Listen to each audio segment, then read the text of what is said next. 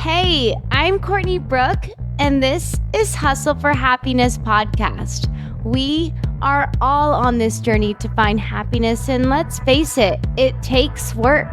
And honestly, it's not always rainbows and butterflies.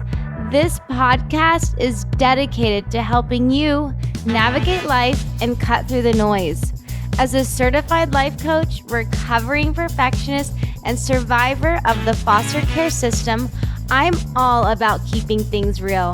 With my unique outlook on life that is truly infectious, we cover everything from achieving happiness and optimal self-care to stories of those sharing their wisdom and expertise. Thank you for showing up for yourself. Now, let's get started.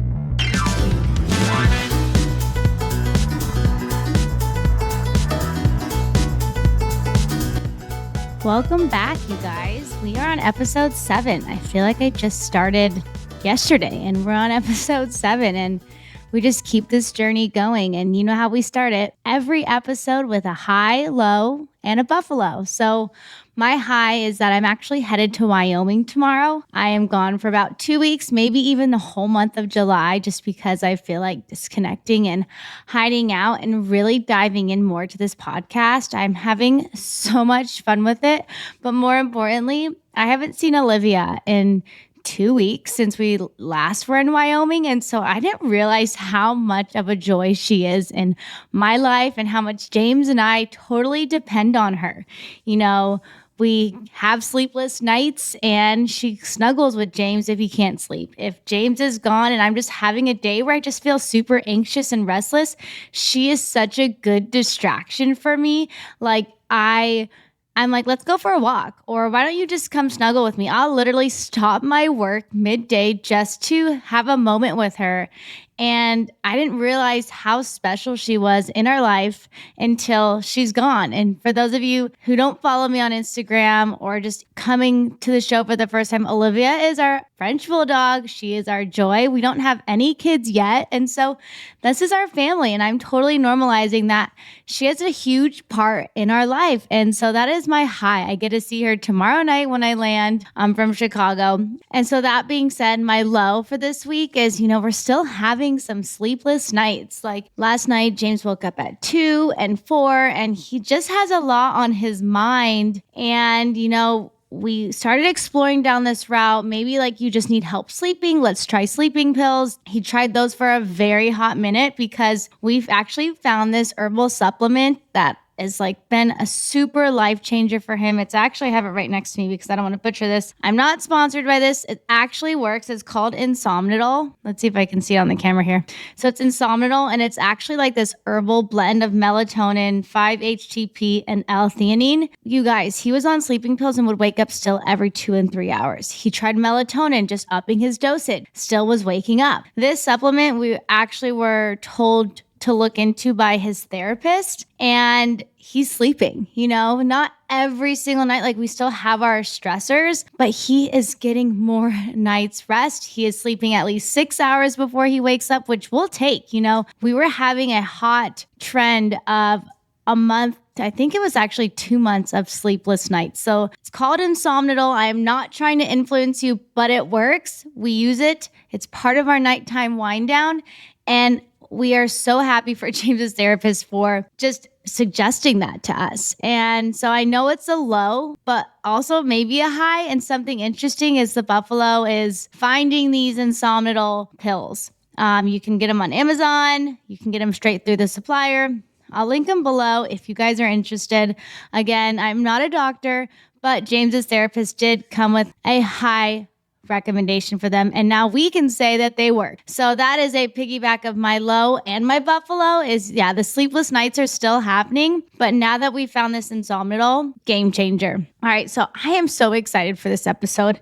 It is a hot trend going on TikTok. It is de-influencing. We are talking about de-influencing today.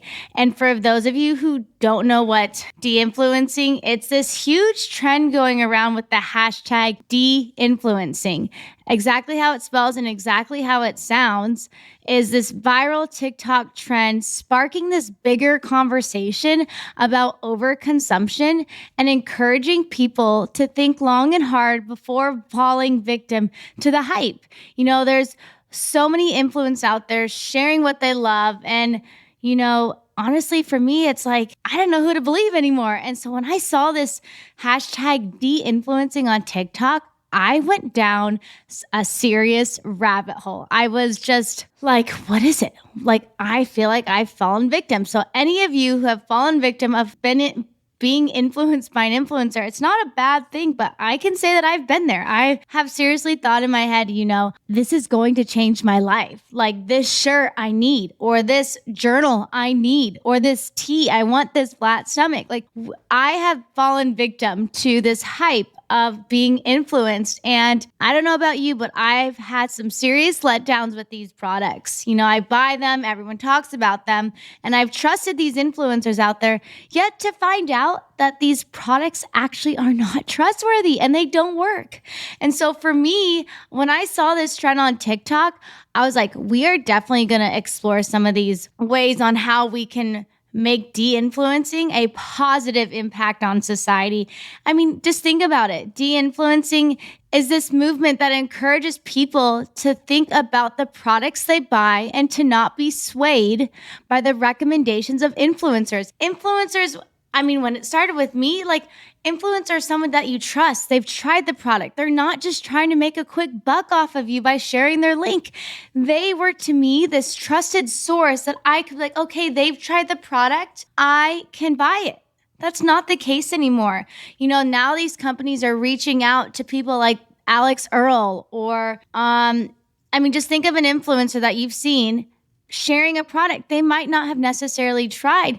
So this trend is so important because it's sparking a conversation about overconsumption and the impact it has on the environment. Like, I got down a huge rabbit hole. Did you know, like, Shein is like this fast buy culture where you literally this throwaway culture, like you buy to throw away, maybe just for a photo shoot, or, it's so cheaply made that people buy to throw it away. And I'm just like, this has to be bad for the environment. And I went down this rabbit hole, and all these clothes are being dumped in like fourth world, fifth world countries. And I was like, what? So it's also, de-influencing is also changing the way we view social media and the role of influencers in promoting products. Like, for example, let's say you're scrolling through social media on your feed and you come across an influencer promoting a new skincare product, okay? And let's just say they claim it would give you flawless skin and that everyone should try it, right? I've been there. I've seen that. I'm like, how do I get this flawless skin? Well, how can we apply this de-influencing? Well, instead of immediately buying the product, you now decide to do some research on your own, right? What does that mean? You look up reviews from other sources and you find that the product contains harmful chemicals and it's not being tested safely. So what do? You decide to not buy the product and instead choose a more sustainable and ethical option. So by following this trend of de-influencing, you can really become this conscious consumer. And I am so all about intentionality, researching the things that I buy, use, especially, you guys know that I have a huge acne background. I've worked in aesthetics for 9+ years, not anymore, pastime. And that is a huge part of like what I put on my body is a huge part of how I shop, what I buy. And so by following this trend of de-influencing, like I said, you become this conscious consumer and you start to make choices that align with your values, right? So it's important to remember that influencers are not always looking out for your best interests and that you should really do your own research before making purchases. Like, this trend of de-influencing excites me so much because it's sparking this bigger conversation about overconsumption, right? And encouraging people to really think long and hard before falling to this victim hype. This trend, it's just rewriting what it means to be an influencer. it's paving, I believe, it's paving this new path on how we view social media and offering an antidote to this throwaway culture, which I've said earlier is this trend of constantly buying and discarding products. I've been there. And until I went down this rabbit hole and I heard about de-influencing, I was just so tired of buying things that the credibility just wasn't there. And this trend is really calling influencers out, having us be more intentional with our buys. And really, it comes down to being, intentional. And I think this is so important, not just from the buying purpose, but being intentional with the brands we support, being intentional with the companies that are still in business. And not only that, but holding these influencers accountable for what they're influencing, right? Rather than just making a quick buck, it's about being intentional influencers. And you can really see this dichotomy of where the direction or where will this direction of influencers go. Now that people are calling other influencers out, my hope is these influencers are going to be more intentional with the brands they bring on, the brands they talk about, rather than just pushing all these random products or services or things onto the consumers. And, I did read the statistics, and most Gen Zs are influenced by influencers. I think it was 40%, and then millennials were like 26%. So a lot of the influencing culture has been really geared towards Gen Zs. But I'm not that. I know there's still a group out there that we're influenced, and we take that seriously. So how can we apply this trend moving forward? Like, what does this mean to us? So I've come up with some strategies that I've applied in my daily life that I really want to share with you after going down this rabbit hole of de-influencing. So really, one is questioning your purchases. Before buying a product, ask yourself if you really need it or if you're just buying it because an influencer recommended it. Consider the environmental impact of your purchase and whether it really aligns with your values. James and I have been really working on, and maybe you guys can apply this to your life, is this a need? Is this a want? Or is this a wish? When you question your purchases, aka when you're intentional with your purchases, you really start to break down, why am I buying this? Do I look cool? Do I need it? Like, are my pants too big? Did I lose weight? Like, they're not staying up?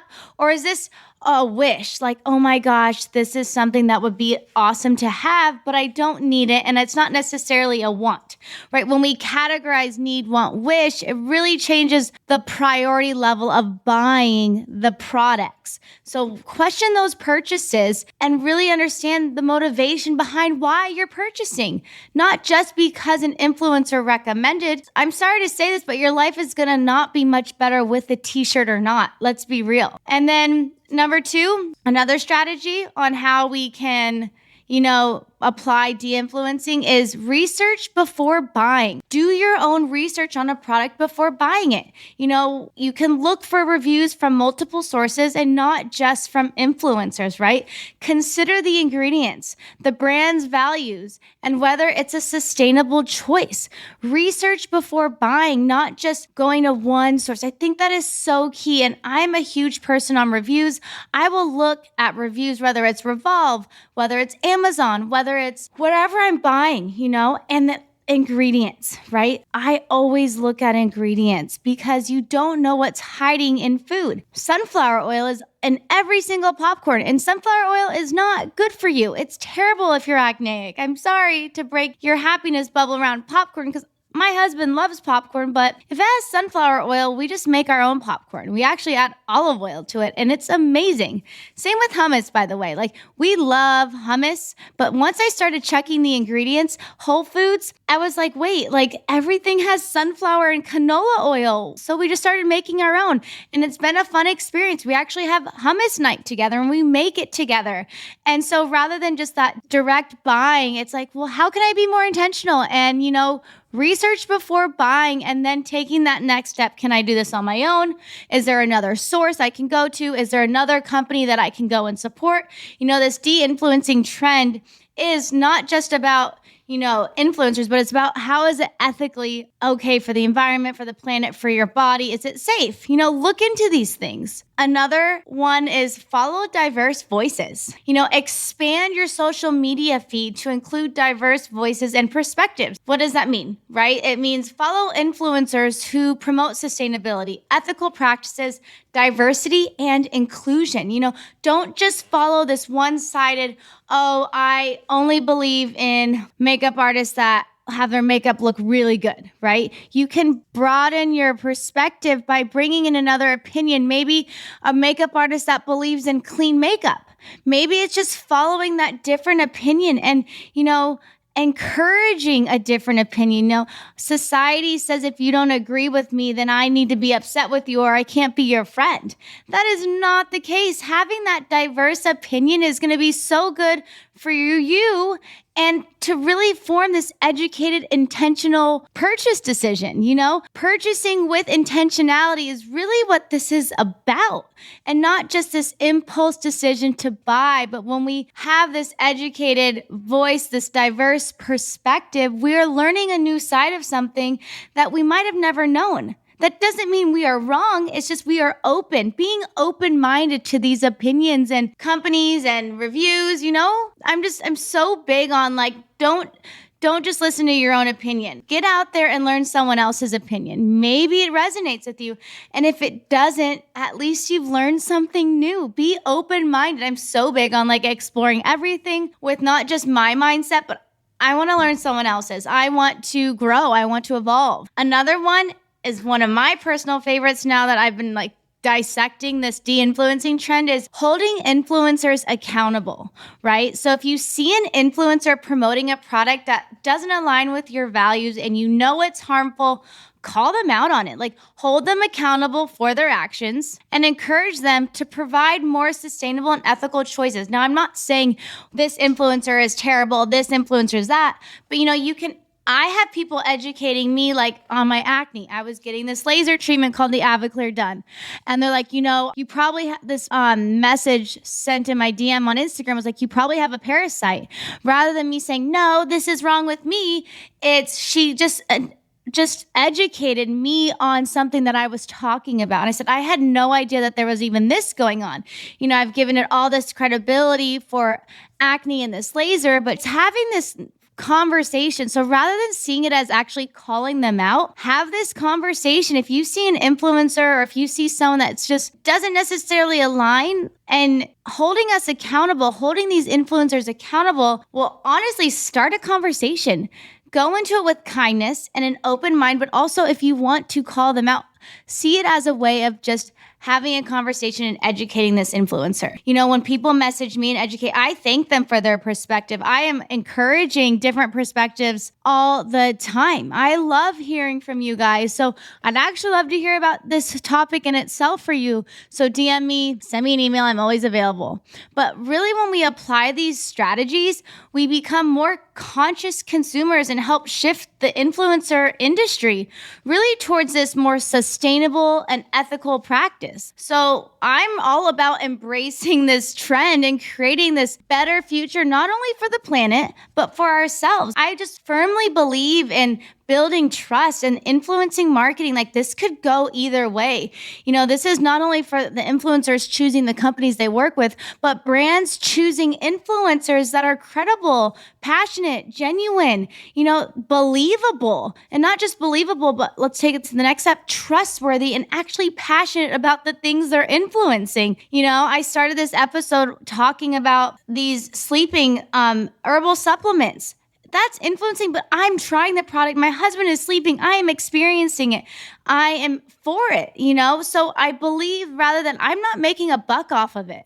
I'm passionately talking about something that has changed James and I's life.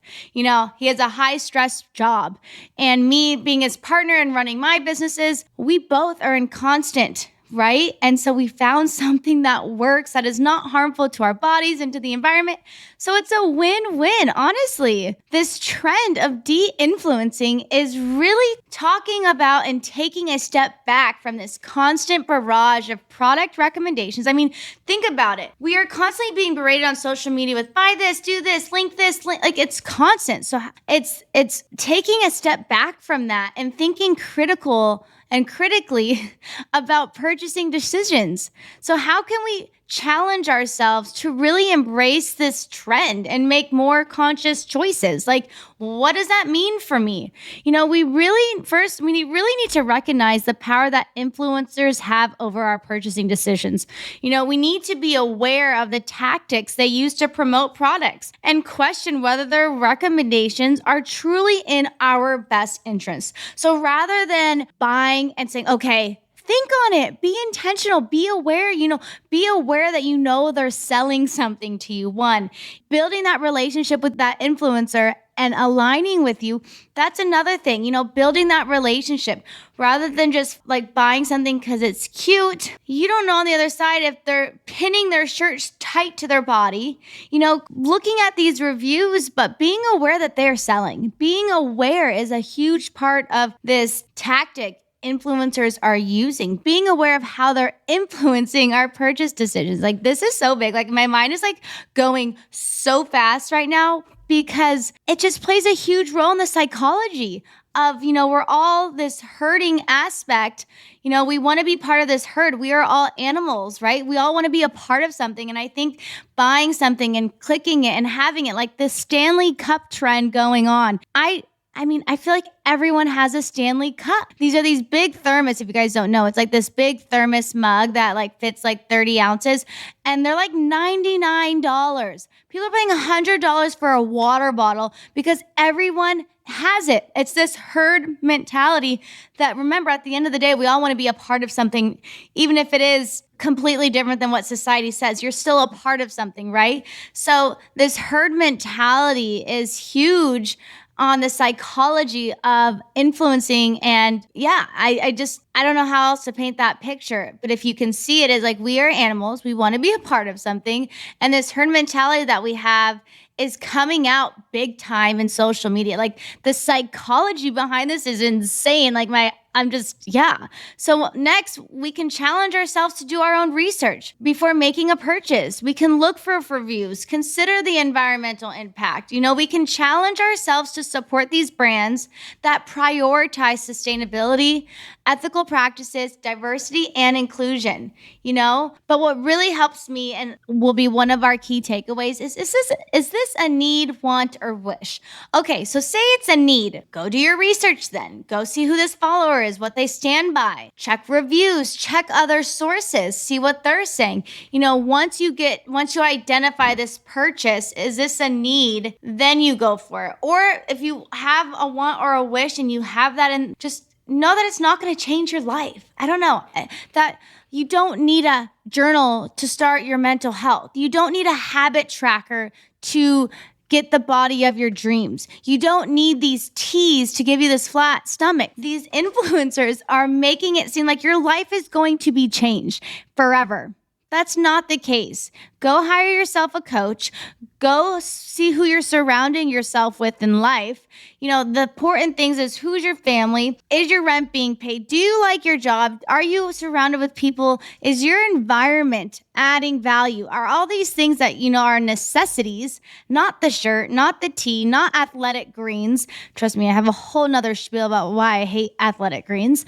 But these influencers are just making money off these companies that have no credible backing. And so I encourage you, once you identify what your need, want, or wish is, then be intentional with it. Don't just blow your money because you look cool or because you can, right? So I've come up with some ways why de-influencing is a good thing. I don't want to rant on, what is it doing, how to not trust these influencers.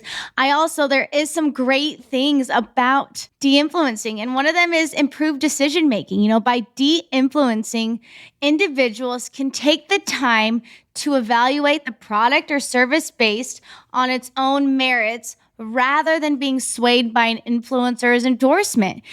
Improve decision making. You are thinking for yourself. And I think what constantly keeps popping up for me is the COVID vaccine. No shame if you got it and no shame if you didn't. You've got it because you felt safer and you didn't get it because you needed to feel safer. That's your survival tool. But going back to this COVID vaccine, they were having influencers talk about their COVID vaccine. And to me, I'm like, why are we bringing medical into this? Like, people should not be influenced about their medical and swayed. And you have to think for yourself a little bit. And I think that's such a blessing of what de-influencing is doing for our society and our community is improved decision making and thinking for ourselves, especially for the Gen Zers coming in. They've been shown this perfect world on social media since they were born.